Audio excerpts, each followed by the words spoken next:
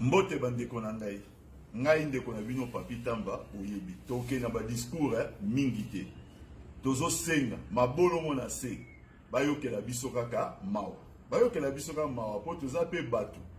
Mboka oyo pays démocratique du Congo ezali pe ya biso nyonso. Président de la République. Espace ya Kasai, ya Grand Kasai. Premier ministre espace ya Grand Katanga. Président de l'Assemblée nationale, espace il y a Grand Équateur. Président du Sénat, toké na Maniema. Toké na Cour constitutionnelle. Toké na Conseil d'État. Toké na Cour de cassation. Toké na Nignol. Toké ata na armée. Toké ata na police. Toké na Conseil économique. Et la Cour continue à citer.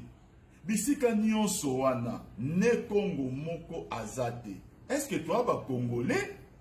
Toi su ba congolais te.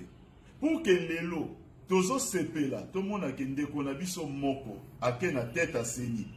Il y a institution. Procédure ya élection na e ezali régulière. Ba oui ba confession religieuse to meko la évolution yango. Siko nini kaka pona Congo central bande kona boyo ke la biso ata mawa. To sala bino nini? Bapange muna Congo central. Façon à quel awe yake membre FCCV, yake membre KHV, yake membre LAMUKV, yake membre société civile to kanani façon non, yake membre ya justice. Betre batu mosi, betre batu désordre ve, betre batu tribalisme ve, betre yambara batu nyonso. Donc na minute betan lomba ke beto pe ba yamba beto. Façon donc elle a betre ba congolais na kati ya Congo, c'est-à-dire beto ke à part V. Ok non, Congo ke côté ay Congo central ko tangaka non, beto nyonso beto ke mutu mos. Beta tata beno mos.